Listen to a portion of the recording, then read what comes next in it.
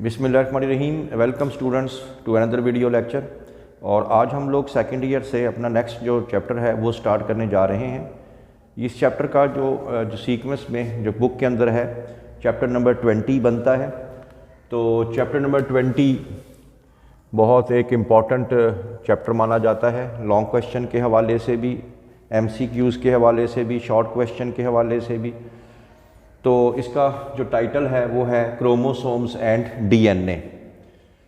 तो सबसे पहले हमारे इस पूरे चैप्टर के अंदर हम लोग क्रोमोसोम्स और DNA के बारे में ही स्टडी करेंगे।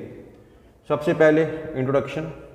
क्रोमोसोम जो हैं ये बुनियादी तौर पे थ्रेड लाइक स्ट्रक्चर्स होते हैं और आप लोग पढ़ चुके हैं कि क्रोमोसोम्स जो हैं ये मौजूद तो होते हैं न्यूक्लियस के अंदर, लेकिन उस टाइम जब सेल डिवाइड नहीं हो रहा होता तो वो बहुत ही अनकंडेंस फॉर्म के अंदर, जैसे धागा एक बहुत ओपन कॉन्फ़िगरेशन में पड़ा हुआ है, धागा खुला हुआ है, ठीक है, बिखरा हुआ है, तो उस कंडीशन में ये होते हैं। उस टाइम तो इनको बोलते हैं क्रोमाटिन मटेरियल। लेकिन जब सेल डिवाइड होने लगता है तो जो ये धागे हैं ये इकट्ठे होना शुरू हो जाते हैं, कंडेंस होना शुरू हो जाते हैं, जुड़ना शुरू हो जाते हैं, तो ये क्रोमोसोम तो फिर दिखाई देता है। और क्रोमोसोम यानी क्रोमाटिन मटेरियल, ये जो धागे हैं तो फिर ये कुछ इस तरह से दिखाई देना शुरू हो जाते हैं, यानी क्रोमोसोम्स की फॉर्म के अंदर। तो क्रोमोसोम को अगर देखना हो उसका बेस्ट टाइम तब होता है जब सेल क्या कर रहे हों, डिवाइड कर रहे हों, अदरवाइज क्रोमोसोम जो हैं वो विजिबल नहीं होते, ठीक है। जैसे हमने भी यहाँ लिखा हुआ है कि appear during cell division. Discovery के बारे में बात करें, इसको सबसे पहले एक साइंटिस्ट वाल्डर फ्लेमिंग ने 1882 में देखा, जबकि एक सैलामेंडर लार्वा जो था वो तेज़ी से उसके सेल्स क्या कर रहे थे, डिवाइड कर रहे थे। और मैंने आपको बता दिया है कि क्रोमोसोम नज़र ही उस टाइम आते हैं जब सेल जो हैं वो डिवाइड कर रहे हों। इनको बाकायदा इनका नाम, द टर्म क्रोमोसोम जो था ये दिया गया, एक साइंटिस्ट उनका नाम था वाल्डायर, उन्होंने दिया। ये जो वर्ड क्रोमोसोम है ये दो अल्फाज का कम्बिनेशन है, क्रोमो या क्रोम मीन कलर, ठीक है, और सोमा मीन बॉडी। इनको हम लोग कलर्ड बॉडीज़ भी कहते हैं क्योंकि जब इनको हम स्टेन करते हैं डिफरेंट डाइस के साथ तो ये इनको हम लोग कलरफुल बॉडीज़ के तौर पे हम इसको माइक्रोस्कोप के नीचे फिर देखते हैं। तो ये आप लोगों ने बताना है क्रोमोसोम्स का लफ्ज़ी मतलब। अच्छा, अब इसमें ये है इनका जो नंबर है क्रोमोसोम्स का, ये आम तौर पे एक स्पीशी से दूसरी स्पीशी में नंबर ऑफ़ क्रोमोसोम मुख्तलिफ होते हैं, सेम भी हो सकते हैं लेकिन ज़्यादातर डिफरेंट होते हैं। ये क्योंकि आप लोगों के एंट्री टेस्ट में आप लोगों के MCQs में आ जाते हैं नंबर ऑफ़ क्रोमोसोम्स, तो लिहाजा इनको आपने याद करना होता है। जैसे पहला है पेनिसिलियम। पेनिसिलियम एक फंजाई है, इसके अंदर जो एक सेल है इसमें उसके अंदर एक जो पेयर क्रोमोसोम होता है, यानी 2 क्रोमोसोम होते हैं, तो ये पेयर का वर्ड यूज़ किया गया है, ठीक है। फर्न्स के बारे में आप लोगों ने हेडियंटम फर्न के बारे में फर्स्ट ईयर में पढ़ा था। उनके अंदर फर्न्स के अंदर जो है 500 पेयर्स तक हो सकते हैं, यानी अगर नंबर की बात करें तो 1000 क्रोमोसोम तक हो सकते हैं। अब मसला ये है कि ये सारे लिखे तो हुए हैं लेकिन इसको याद करना अक्सर औक़ात कन्फ्यूजिंग हो जाता है। तो इसको याद विदिन 2 मिनट्स आपने इसको कैसे याद करना है कि आपको ये फिगर्स ना भूलें। जैसे अगर आप देखें यहाँ पे है पेन, पेनिसिलियम के पहले 3 वर्ड्स क्या हैं, PEN। तो पेन जो है वो इस तरह का होता है, यानी एक की तरह दिखाई देता है, तो लिहाजा 1 पेयर। फर्न्स तो है ही 500 पेयर, जी तो बिल्कुल यूनिक फिगर है, इसको तो याद। मॉस्कीटो एक इंसेक्ट है और इंसेक्ट की 6 टांगें होती हैं, ठीक है, तो उससे याद कर लें कि इसके नंबर ऑफ़ क्रोमोसोम कितने हैं, 6 हैं। हनी बी जो है शहद देती हैं हमें, और ये शहद हम 32 दांतों से खाते हैं, अपने 32 हमारे दांत होते हैं, तो उसी से याद कर लें 32। कॉर्न जो है जिसको आप लोग मकई भी बोलते हैं, ये अगर आप पठान से लेने जाएं तो ये आपको 20 रुपीज़ का देता है, तो उससे याद कर लें कि ये 20 नंबर ऑफ़ क्रोमोसोम है। माउस जो है आपको पता है चूहे को बोलते हैं और ये घर में चोरियां करता फिरता है, मुख्तलिफ चीज़ें हमारी उठा के खा जाता है। इसी वजह से आपने कहानी ज़रूर सुनी होगी अली बाबा और 40 चोर, तो ये 40 वहाँ से याद कर लें। फ्रॉग जो है, फ्रॉग को आपको मालूम है कि फ्रॉग की 2 आंखें होती हैं, 2 आइज़ होती हैं, 2 आइज़, तो लिहाजा 2 आंखों की वजह से 2 आ गया। और ये जो एफ़ है वर्ड एफ़ अल्फ़ाबेटिकली ABCDEF, ठीक है, 6वें नंबर पे आता है, तो लिहाजा ये 6 आ गया। 2 आंखें और अल्फ़ाबेटिकली 6 पे आता है, तो 26 number of chromosome. Sugar cane से चीनी बनती है और ये 80 रुपये किलो मिलती है, तो लिहाजा इसके नंबर ऑफ क्रोमोसोम कितने हो गए 80। ह्यूमन का हमें वैसे ही 9-10 से पता है कि 46 नंबर ऑफ क्रोमोसोम है, तो विद इन फ्यू मिनट्स इसको याद कर सकते हैं आप लोग। ये जो क्रोमोसोम होते हैं भाई, ये बड़ी इंपॉर्टेंट चीज़ है। ये एक हेरिडिटी मटीरियल है, इनके अंदर जीन्स होते हैं, इनके ऊपर थाउजेंड्स के हिसाब से एक क्रोमोसोम के ऊपर जीन्स होते हैं, और यही जीन्स, यही क्रोमोसोम पेरेंट्स से बच्चों में शिफ्ट होते हैं और वही क्वालिटीज़ आगे बच्चों में ट्रांसफ़र होती हैं। तो कंट्रोल, डेवलपमेंट एंड फंक्शन, हर एक प्रॉपर्टी का हमारी नेक्स्ट जनरेशन के अंदर उसका इंटेलिजेंस क्या होगी बच्चे की, उसकी हाइट क्या होगी, उसका स्किन कलर क्या होगा, उसका ब्लड ग्रुप क्या होगा, वो तमाम चीज़ें जो हैं वो ये जीन्स कंट्रोल कर रहे होते हैं। And genes are located on chromosome, ये आपने बता देना है। मिसिंग क्रोमोसोम, क्रोमोसोम मिसिंग भी हो जाएं या क्रोमोसोम अगर ज़्यादा भी आ जाएं, ठीक है, ये हम चैप्टर 21 में इंशाल्लाह पढ़ेंगे इसको। दोनों जो हैं ये अब नॉर्मेलिटी की तरफ जाते हैं। नॉर्मल नहीं होता वो ऑर्गेनिज़म जिसमें अगर नॉर्मल से यानी 46 अगर ह्यूमन के अंदर हैं, वो अगर 45 हो जाएंगे तब भी अब नॉर्मेलिटी है, 47 है तब भी अब नॉर्मेलिटी है। और it can also cause the death of an organism, भी ये कर सकता है, प्री मेच्योर बर्थ यानी या अबॉर्शन भी हो सकती है। अब उसके बाद हम नेक्स्ट टॉपिक की तरफ चलते हैं, टाइप्स ऑफ क्रोमोसोम्स। क्रोमोसोम बच्चों कई किस्म के होते हैं, तो इनको हम लोग मुख्तलिफ हिस्सों के अंदर क्लासीफाई कर सकते हैं। सबसे पहले जो बुक के अंदर टर्मिनोलॉजीज़ हैं कुछ, वो हैं सेंट्रोमेयर है, ठीक है, उसके बाद सेकेंडरी कंस्ट्रिक्शन है, क्रोमाटिड्स हैं और प्राइमरी कंस्ट्रिक्शन है। ये कुछ टर्मिनोलॉजीज़ हैं जो कि आपकी बुक ने डिस्कस की हुई हैं, जिनमें से एक प्राइमरी कंस्ट्रिक्शन भी होती है, एक सेकेंडरी कंस्ट्रिक्शन भी होती है। तो ये चीज़ें आप लोगों ने बता देना है। बच्चों सिंपल सी बात याद रखो कि जब क्रोमोसोम आपके सेल के अंदर होते हैं, जब सेल डिवाइड नहीं हुआ हुआ होता, तो वो क्रोमोसोम इस फॉर्म के अंदर होते हैं, ठीक है, इस फॉर्मेशन के अंदर होते हैं, यानी उसके अंदर एक ही क्रोमाटिड मौजूद होता है। ये सिंगल जो इसकी स्ट्रैंड, ये एक क्रोमाटिड बनी हुई है, ठीक है। और जैसे ही सेल डिवाइड होते हैं, इंटरफेज़ आप पढ़ेंगे, इंटरफेज़ में जब सेल डिवाइड होता है तो सेल कुछ एस फेज़ होता है इंटरफेज़ में, उसमें फिर उसका एग्जैक्ट रेप्लिका तैयार हो जाता है। यानी क्रोमोसोम ये एक ही है, ये भी एक क्रोमोसोम है, ये भी एक क्रोमोसोम है, लेकिन इसके 2 सिस्टर क्रोमाटिड्स हैं, ठीक है। तो ये इसका एग्जैक्ट रेप्लिका होता है, जैसे पहले ये अकेला था अब ये 2 साथ में हो गए हैं, लेकिन क्रोमोसोम ये एक ही कहलाएगा। ये भी एक क्रोमोसोम और ये भी एक क्रोमोसोम ही कहलाएगा। और ये जो दोनों क्रोमाटिड्स हैं आपस में, जैसे ये और ये वाला, ये दोनों आपस में क्या कहलाएंगी, sister chromatids.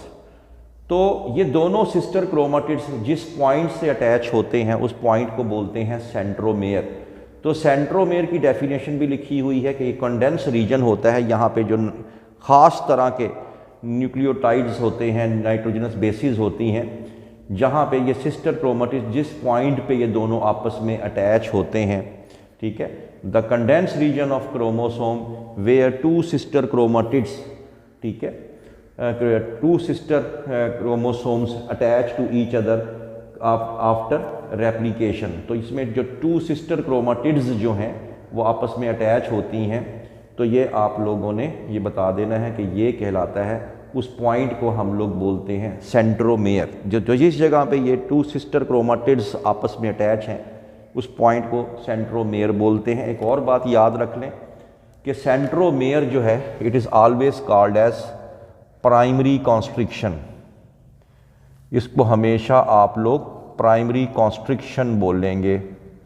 Primary constriction, constriction कहते हैं खिंचावट, कॉन्स्ट्रिक्शन कहते हैं दबा हुआ होना, यानी यहाँ से अगर क्रोमोसोम साइडों से थोड़ा मोटा है, थिक है, इस साइड से थोड़ा सा अंदर की तरफ को गया होगा, और हमेशा सेंट्रोमेयर ही जो होती है उसे प्राइमरी कॉन्स्ट्रिक्शन बोलते हैं। अगर कॉन्स्ट्रिक्शन सेंट्रोमेयर के अलावा हो, अब देखें ना ये जो पॉइंट है इस पे तो ये सिस्टर क्रोमाटिड्स आपस में अटैच हुई हुई हैं, तो लिहाजा ये तो कहलाएगा सेंट्रोमेयर और इसी हिस्से को बोलेंगे प्राइमरी कॉन्स्ट्रिक्शन। लेकिन अगर प्राइमरी कॉन्स्ट्रिक्शन के अलावा कहीं खिंचावट हो, कहीं से क्रोमोसोम अंदर गया हुआ हो, तो फिर उसको प्राइमरी कॉन्स्ट्रिक्शन नहीं बल्कि सेकेंडरी कॉन्स्ट्रिक्शन कहेंगे। तो सेकेंडरी कॉन्स्ट्रिक्शन की डेफिनेशन क्या होगी? सेकेंडरी कॉन्स्ट्रिक्शन हम बोलेंगे the constriction other than primary constriction जो होती है वो कहलाती है सेकेंडरी कॉन्स्ट्रिक्शन कहलाएगी। फिर इसके अलावा आपकी बुक के अंदर ये कुछ इस तरह की डायग्राम भी बनी हुई है, इसकी डिटेल तो नहीं है लेकिन हम यहाँ पे बता देते हैं आपको कि जैसे ये हिस्सा जहाँ पे ये अंदर की तरफ को गया हुआ, यहाँ पे सेंट्रोमेयर है, यानी जब ये सिस्टर क्रोमाटिड जुड़ेंगे यहाँ से जुड़ेंगे तो ये हिस्सा क्या होगा? ये कहलाएगा सेंट्रोमेयर। ये हिस्सा क्या कहलाएगा? सेकेंडरी कॉन्स्ट्रिक्शन, क्योंकि सेंट्रोमेयर हमेशा कौन सी कॉन्स्ट्रिक्शन होती है? Primary constriction. और इसके अलावा ये एक नॉब लाइक स्ट्रक्चर है, नॉब का मतलब गोल सा एक स्ट्रक्चर होता है, ये भी डीएनए का एक ख़ास हिस्सा होता है, इसको आप लोग बोलते हैं सैटेलाइट, सैटेलाइट। और ये सैटेलाइट जो है यहाँ पे ऐसे डीएनए होते हैं जो किसी काम के नहीं होते, जो कि नॉन कोडिंग होते हैं, ना तो उनसे कोई आरएनए बनता है ना उनसे कोई प्रोटीन बनती है, ठीक है। इसी वजह से यहाँ जो डीएनए होते हैं उनको हम लोग जंक डीएनए भी, यानी कूड़े वाला डीएनए, किसी काम का डीएनए ना होना भी कहते हैं, जंक डीएनए भी उसको हम लोग कहते हैं। तो सैटेलाइट डीएनए जो है, सैटेलाइट जो है ये बेसिकली किसका बना हुआ है? जंक डीएनए का बना हुआ है, फालतू डीएनए का, जिसका अभी तक कोई काम नज़र नहीं आया। तो क्रोमाटिड की डेफिनेशन भी लिखी हुई है। क्रोमाटिड क्या होता है? Is a 1/2 of a duplicate chromosome. मैंने बताया आपको जब क्रोमोसोम, ये भी क्रोमोसोम है, जब ये डुप्लीकेट हो जाएगा तो फिर ये जो है दो सिस्टर जो क्रोमाटिड्स आपस में बन जाएंगे। तो बच्चों क्रोमोसोम जो है वो डिफ़र होते हैं आपस में, क्रोमोसोम मुख्तलिफ होते हैं, कई लिहाज से मुख्तलिफ होते हैं। क्रोमोसोम साइज़ के एतबार से कुछ क्रोमोसोम छोटे कुछ बड़े, स्टेनिंग प्रॉपर्टीज़, कुछ क्रोमोसोम को या कुछ क्रोमोसोम के हिस्सों को डाई करने के लिए डिफरेंट कलर डाई यूज़ करनी पड़ती है, इनके एंड्स को डाई करने के लिए अलहदा यूज़ करनी पड़ती है, सेंट्रोमेयर को डाई करने के लिए अलहदा डाई। तो ये मुख्तलिफ़ किस्म के हर क्रोमोसोम, या यूँ समझ लें उनको जब कलर करना होता है, डाई यूज़ करनी होती है, उनको डिफरेंट तरीके से किया जाता है। लोकेशन ऑफ सेंट्रोमेयर अभी हम आगे देखेंगे, किसी में सेंट्रोमेयर बिल्कुल सेंटर में होगा, किसी का सेंट्रोमेयर बिल्कुल किनारे पे होगा, वो भी देखेंगे। रिलेटिव लेंथ ऑफ 2 आर्म्स, ये जो बाजू होती हैं, किसी की बाजू दोनों इक्वल हो सकती हैं, किसी की बाजू एक छोटी किसी की एक बड़ी हो सकती है, इस लिहाज से भी क्रोमोसोम डिफरेंट होते हैं। पोजीशन ऑफ कॉन्स्ट्रिक्शन रीजन, किसी के अंदर ये अब देखें यहाँ पे मौजूद है सेकेंडरी कॉन्स्ट्रिक्शन, किसी पे नहीं होगी, किसी पे इसकी लोकेशन डिफरेंट हो सकती है। तो इस लिहाज से क्रोमोसोम जो है डिफरेंट होते हैं। इसी तरतीब को ही फिर हम लोग बोलते हैं कैरियोटाइप। कैरियोटाइप की डेफिनेशन क्या है? द पर्टिकुलर अरे, एक ख़ास तरतीब, ठीक है, ऑफ क्रोमोसोम्स की दैट एन इंडिविजुअल पोसेस। ये डायग्राम में आप लोग देख भी रहे हैं कि इसके अंदर जब आप लोग देखेंगे कि एक इंसान की ही जो डायग्राम है, इसमें आपकी बुक के अंदर भी मौजूद है, इसमें आप देखें तमाम के तमाम क्रोमोसोम जो हैं आपस में ना सिर्फ शक्ल में डिफरेंट हैं, उनकी पोजीशन ऑफ सेंट्रोमेयर भी डिफरेंट है, उनकी रिलेटिव लेंथ भी डिफरेंट है। तो ये जो एक ख़ास तरतीब होती है किसी भी जानदार की क्रोमोसोम्स की, उसको हम लोग बोलते हैं कैरियोटाइप। और ये याद रखें, ज़रूरी नहीं है कि स्पीशी और स्पीशी के अंदर जो है वो कैरियोटाइप तो डिफरेंट होते ही हैं, ठीक है ना, ठीक है। अगर हमारा क्रोमोसोम 46 हैं और हम लोग चिंपैंजी के साथ कंपेयर करें तो उनका और हमारा, क्योंकि डिफरेंट स्पीशीज़ हैं उनका कैरियोटाइप, उनके क्रोमोसोम की अशकाल, उनके पोजीशन ऑफ सेंट्रोमेयर वो डिफरेंट होंगी। और ये भी हो सकता है कि with in the same species भी कैरियोटाइप डिफरेंट हो सकती हैं, म्यूटेशंस आ जाती हैं, तब्दीलियाँ हो जाती हैं, डीएनए रेप्लिकेशन के दौरान कुछ भी हो सकता है। तो हम ज़रूरी नहीं है इंसान और इंसान के सारे के क्रोमोसोम एक जैसे शक्ल में एक जैसे मिलते हों, वो डिफरेंट भी हो सकते हैं। तो ये आप लोगों ने बता देना है। तो यहाँ लिखा भी हुआ है कि differences among species and some time among individual of the same species. Different species में तो होता ही है, लेकिन विद इन सेम स्पीशी भी ये डिफरेंट क्रोमोसोम हो सकते हैं। तो ये आप लोगों ने इसके अंदर बताना है। तो हम लोग पढ़ रहे थे क्रोमोसोम एंड डीएनए के बारे में। उसके बाद आपका नेक्स्ट टॉपिक आ जाता है क्लासिफिकेशन। अब ये है क्लासिफिकेशन ऑफ क्रोमोसोम, क्योंकि हमने पहले ही बता दिया था कि हम क्रोमोसोम को क्लासीफाई करना चाहें किसी भी तरीके से कर सकते हैं, लेंथ के हवाले से, उसकी स्टेडिंग टेक्निक के हवाले से। लेकिन यहाँ पे जो क्लासिफिकेशन, जो शॉर्ट क्वेश्चन आपका बन सकता है, classification according to the location of centromere. Centromere की लोकेशन के एतबार से क्रोमोसोम्स की कितनी इकसाम हैं। तो आपने बताना है कि 4 इकसाम हैं। ये डायग्राम बनाई भी हुई हैं इसके अंदर। मिसाल के तौर पे पहली किस्म है मेटासेंट्रिक। मेटासेंट्रिक क्या होगा कि centromere located at the centre of the chromosome. आप ये देख सकते हैं, ये रेड पॉइंट से शो किया गया। अगर बिल्कुल सेंटर में हो क्रोमोसोम के centromere, this is the point centromere, तो ऐसे फिर क्रोमोसोम को फिर हम क्या बोलेंगे, हम बोलेंगे मेटासेंट्रिक क्रोमोसोम है ये। एक होता है सब मेटासेंट्रिक क्रोमोसोम, तो centromere slightly away from the centre. अब ये सेंट्रल पॉइंट है, ये स्लाइटली अवे है। स्लाइटली अवे तो ज़ाहिरी बात है, इसका एक आर्म फिर थोड़ी छोटी होगी, एक आर्म थोड़ी सी बड़ी भी होगी। तो लिहाजा ऐसे क्रोमोसोम को क्या बोलेंगे, सब मेटासेंट्रिक। एक होता है एक्रोसेंट्रिक, तो centromere located at the end of the, तकरीबन जो है वो एंड पे ही लगा हुआ है। ये देखें, एंड पे सेंट्रोमेयर है, एक बाजू इंतहाई छोटी और एक बाजू इंतहाई, इसकी एक आर्म जो है बहुत ही बड़ी। तो इस तरह के क्रोमोसोम को आप लोग बोलेंगे एक्रोसेंट्रिक। टीलोसेंट्रिक क्या होते हैं कि centromere located at the end of the chromosome, इसमें बिल्कुल एग्जैक्टली एंड पे होते हैं, जैसे आप देख सकते हैं, यानी वो स्मॉल आर्म तो है ही नहीं बिल्कुल भी। तो ये जो है ये कहलाएगा टीलोसेंट्रिक। तो ये कहलाएगा मेटासेंट्रिक, ये वाला कहलाएगा सब मेटासेंट्रिक, ये कहलाएगा एक्रोसेंट्रिक और ये कहलाएगा टीलोसेंट्रिक। आखिर में जाके आप लोगों ने बताना कि ये अपनी शक्लें या अपनी अशकाल को भी चेंज करते हैं। कब चेंज करेंगे? During anaphase. एनाफेज अगर आपने माइटोसिस मियोसिस पढ़ी हो 10th में या 9th में, तो स्पिंडल फाइबर्स जो होते हैं इनको खींचते हैं, ठीक है, काइनेटोकोर या सेंट्रोमेयर के ज़रिए यहाँ से खींचते हैं। तो अभी हमारा वो टॉपिक तो नहीं है, तो ये अपनी शक्ल चेंज कर लेते हैं। मिसाल के तौर पे मैं कहता हूँ कि ये मेटासेंट्रिक क्रोमोसोम है। और मेटासेंट्रिक क्रोमोसोम जो है बिल्कुल के सेंटर के अंदर सेंट्रोमेयर, जब ये खींचेंगे इसको तो दायरी बन के दोनों विंग्स पीछे की तरफ को जाएंगे, क्योंकि एकदम खींचा है आपने इसको, वजनी हिस्से हैं पीछे चले, तो ये कौन सी शेप बन गई? ये वी शेप में। तो आप बता सकते हैं या यूँ पूछा जा सकता है कि एनाफेज के दौरान मेटासेंट्रिक किस शेप में आ सकता है, तो आप बता दें ये वी शेप में आ सकता है। वी, दोनों हिस्से बराबर हैं इसके। फिर इसी तरह यूँ भी आ सकता है कि जनाब सब मेटासेंट्रिक या जो एक्रोसेंट्रिक हैं, ये वाला और ये वाला, इसको जब खींचा जाएगा तो वो किस शेप में आ सकते हैं? जे शेप में। ऑब्वियस सी बात है, जे शेप में। क्यों? क्योंकि एक इसकी आर्म छोटी है, एक आर्म इसकी बड़ी है, ठीक है। तो इसको खींचा तो क्या हुआ कि ये छोटी आर्म और एक बड़ी आर्म ये मुड़ गए, तो ये किस शेप में आ गए? जे शेप में आ गए। एक आ सकते हैं आई। आई में जो है आप लोगों का ये जो टीलोसेंट्रिक है, इसको खींचेंगे तो ये देखें, ये इसका वही हिसाब रहेगा, तो ये आई शेप के अंदर हो सकते हैं।